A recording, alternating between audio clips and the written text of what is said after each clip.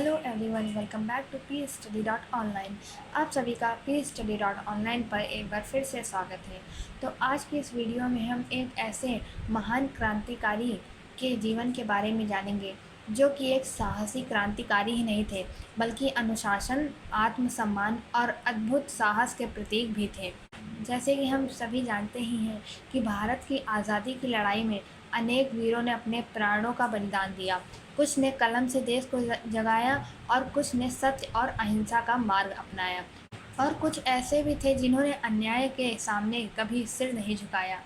एक ऐसे ही महान क्रांतिकारी थे चंद्रशेखर आज़ाद जी।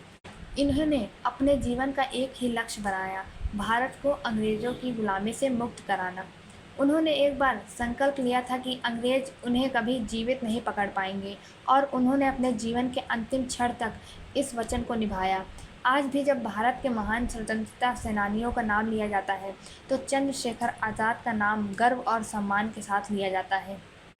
तो आज हम उनके जीवन के बारे में जानेंगे कि उनका बचपन कैसा था, उन्हें आज़ाद नाम कैसे मिला, वे एक साधारण विद्यार्थी से महान क्रांतिकारी कैसे बने, उन्होंने भगत सिंह और अन्य साथियों के साथ मिलकर क्या क्या कार्य किए, और आखिर उन्होंने अपने जीवन की अंतिम गोली स्वयं पर क्यों चलाई।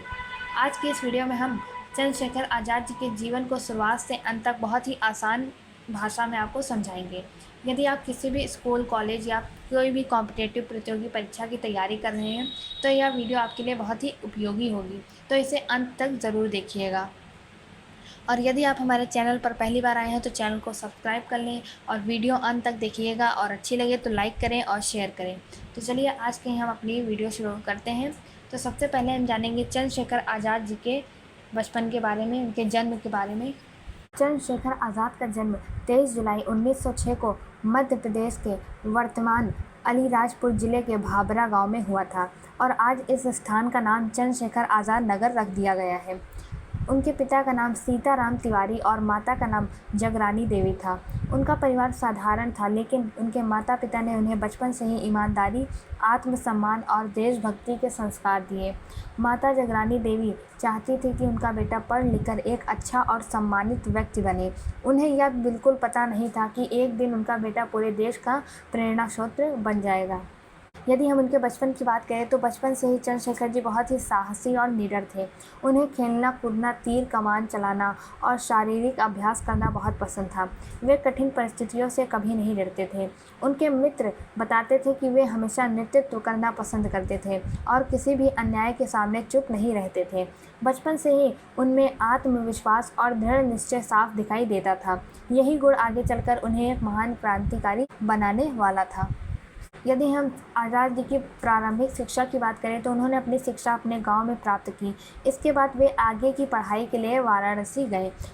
उस समय वाराणसी केवल शिक्षा का ही नहीं बल्कि राष्ट्र जागरण का भी एक प्रमुख केंद्र था।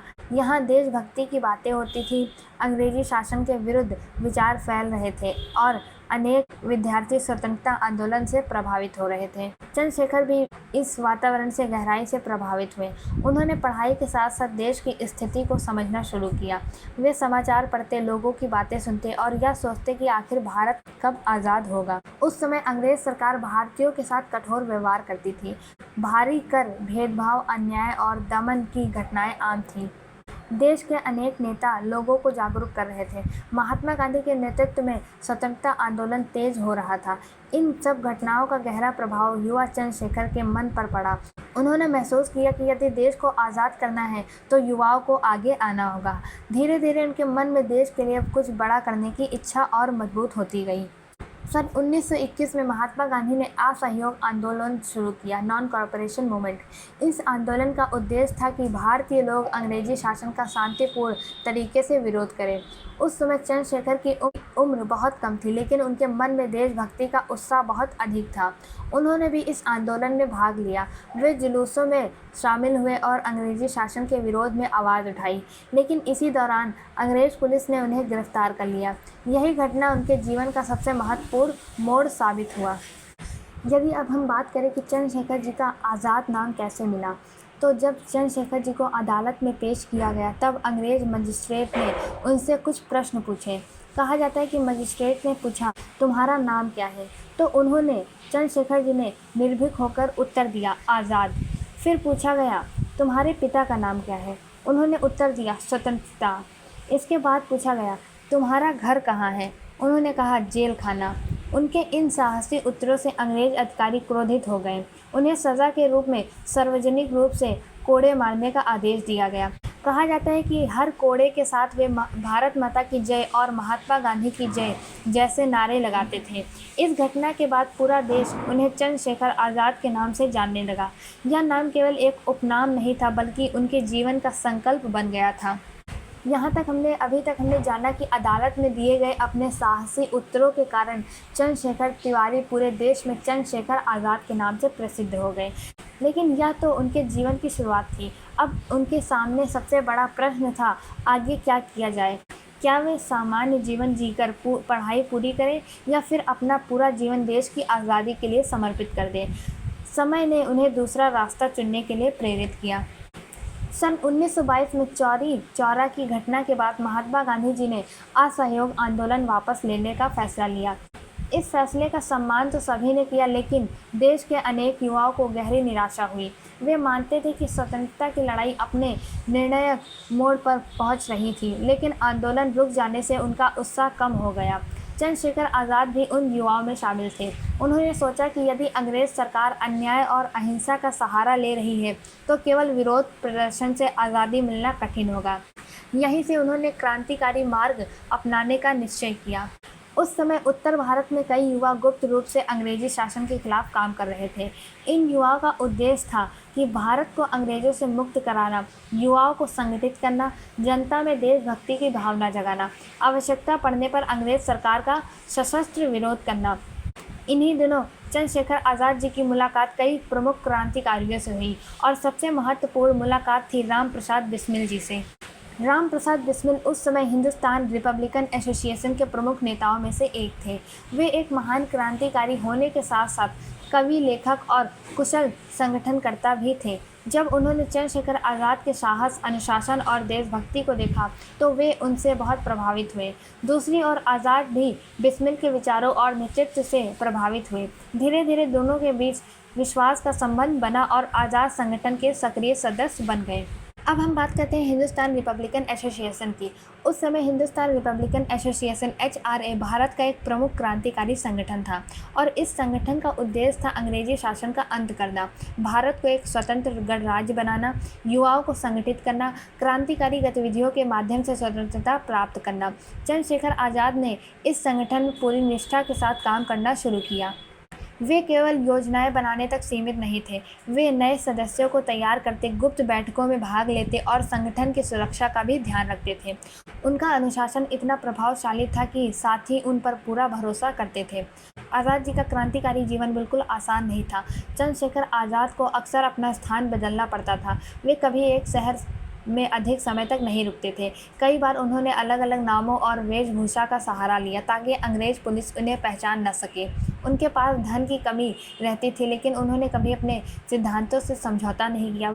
वे सादा जीवन जीते थे और संगठन की आवश्यकता को अपनी व्यक्तिगत ज़रूरतों से ऊपर रखते थे। यदि हम चंद्रशेखर आज़ाद जी की काकोरी कांड की योजना में भूमिका की बात करें तो जब हिंदुस्तान रिपब्लिकन एसोसिएशन को धन की आवश्यकता हुई तब संगठन ने अंग्रेज़ सरकार के सरकारी खजाने को निशाना बनाने की योजना बनाई। अब यहाँ पे मैं अगर काकोरी कांड की बात कर रही हूँ तो इसकी मैंने एक सेपरेट वीडियो भी कल ही मैंने इसके बारे में पूरी डिटेल में बताया है। अगर आपने वो वीडियो नहीं देखी है तो आपको जो ऊपर आइकन दिख रहा है आप यहाँ से इसको वीडियो को देख सकते हैं। इसमें आपको इसकी मैंने पूरी जानकारी इसमें मैंने बताई है। तो इस योजना में चंद्रशेखर आज़ाद भी शामिल थे। हालांकि योजना का नेतृत्व मुख्य रूप से राम प्रसाद बिस्मिल कर रहे थे, लेकिन आज़ाद ने इसकी तैयारी और सुरक्षा में महत्वपूर्ण भूमिका निभाई। 9 अगस्त 1925 को जब काकोरी के पास सरकारी खजाना ले जा रही ट्रेन को रोका गया तब आज़ाद भी अपने साथियों के साथ इस अभियान का हिस्सा थे। पूरी घटना के दौरान उन्होंने साहस और अनुशासन का परिचय दिया। काकोरी कांड के बाद अंग्रेज सरकार ने बड़े स्तर पर जांच शुरू की। अनेक क्रांतिकारी गिरफ्तार कर लिए गए। राम प्रसाद बिस्मिल, अशफाक उल्लाह खां, राजेंद्र नाथ लाहिड़ी और कई अन्य जो साथी थे उनको पकड़ लिया गया था। लेकिन चंद्रशेखर आज़ाद अंग्रेज पुलिस की पकड़ में नहीं आए। उन्होंने लगातार अपना ठिकाना बदलते हुए संगठन का काम जारी रखा।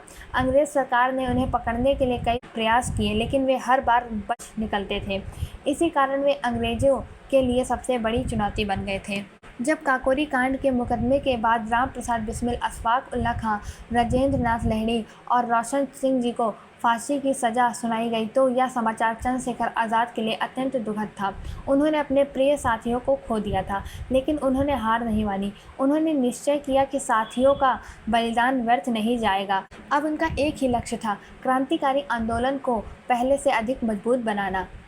काकोरी कांड के बाद संगठन के कई प्रमुख नेता नहीं रहे। ऐसी स्थिति में चंद्रशेखर आज़ाद पर बड़ी जिम्मेदारी आ गई। उन्होंने बचे हुए साथियों को संगठित किया, नए युवाओं को जोड़ा और संगठन को टूटने नहीं दिया। उनके नेतृत्व क्षमता, साहस और अनुशासन के कारण साथी उनका बहुत सम्मान करते थे। यही वह समय था जब वे केवल एक क्रांतिकारी नहीं बल्कि पूरे आंदोलन के प्रमुख नेताओं में गिने जाने लगे। काकोरी कांड के बाद अंग्रेज सरकार ने कई प्रमुख क्रांतिकारियों को गिरफ्तार कर लिया था और 4 महान वीरों को फांसी दे दी थी। ऐसा लग रहा था कि अब हिंदुस्तान रिपब्लिकन एसोसिएशन यानी HRA कमज़ोर पड़ जाएगा, लेकिन इतिहास गवाह है कि सच्चे देशभक्त कभी हार नहीं मानते। यही वह समय था जब चंद्रशेखर आज़ाद ने संगठन को फिर से खड़ा करने का संकल्प लिया। उन्होंने अपने साथियों से कहा कि यह संघर्ष अभी समाप्त नहीं हुआ है, अब हमें पहले से अधिक संगठित होकर आगे बढ़ना होगा। काकोरी कांड के बाद आज़ाद जी ने पूरे उत्तर भारत में नए युवाओं से संपर्क करना शुरू किया। वे ऐसे युवाओं की तलाश करते थे जिनमें साहस, अनुशासन और देश के लिए कुछ कर गुजरने का जज्बा हो। इन्हीं दिनों उनकी मुलाकात हुई युवा क्रांतिकारी से हुई। इनमें से सबसे प्रमुख नाम था भगत सिंह। भगत सिंह पहले से ही देशभक्ति की भावना से प्रेरित थे। उन्होंने बचपन से ही जलियांवाला बाग हत्याकांड और अंग्रेज के अत्याचारों की कहानी सुनी थी। जब उनकी मुलाकात चंद्रशेखर आज़ाद से हुई तो दोनों का उद्देश्य एक ही था, भारत को आज़ाद कराना। धीरे धीरे दोनों के बीच गहरा विश्वास और सम्मान का रिश्ता बन गया। वर्ष 1928 में क्रांतिकारियों ने महसूस किया कि संगठन को नए विचार और नई दिशा की आवश्यकता है। इसी कारण हिंदुस्तान रिपब्लिकन एसोसिएशन का पुनर्गठन किया गया और अब इसका नाम रखा गया हिंदुस्तान सोशलिस्ट रिपब्लिकन एसोसिएशन। इस संगठन का उद्देश्य केवल अंग्रेजों को भारत से निकालना ही नहीं था, बल्कि एक ऐसा भारत बनाना भी था जहाँ सभी नागरिक को सम्मान, अधिकार और न्याय मिले। चंद्रशेखर आज़ाद इस नए संगठन के सबसे प्रमुख नेताओं में से एक बने। वे संगठन की रणनीति बनाते, साथियों को प्रशिक्षित करते और हर अभियान की योजना में महत्वपूर्ण भूमिका निभाते थे। वर्ष 1928 में भारत आए साइमन कमीशन का पूरे देश में विरोध किया गया, क्योंकि इस आयोग में एक भी भारतीय सदस्य नहीं था। 30 अक्टूबर 1928 को लाहौर में एक विशाल विरोध प्रदर्शन निकाला गया। इस प्रदर्शन का नेतृत्व लाला लाजपत राय कर रहे थे। अंग्रेज पुलिस ने प्रदर्शनकारियों पर लाठीचार्ज किया। इस लाठीचार्ज में लाला लाजपत राय गंभीर रूप से घायल हो गए। कुछ दिनों बाद उनका निधन हो गया। देश भर में शोक और आक्रोश की लहर फैल गई। चंद्रशेखर आज़ाद और उनके साथियों ने इसे केवल एक नेता की मृत्यु नहीं बल्कि पूरे राष्ट्र का अपमान माना। अब यहाँ पे हम बात करेंगे सरडसन वध की योजना की। लाला लाजपत राय जी की मृत्यु का बदला लेने के लिए हिंदुस्तान सोशलिस्ट रिपब्लिकन एसोसिएशन के क्रांतिकारियों ने एक योजना बनाई।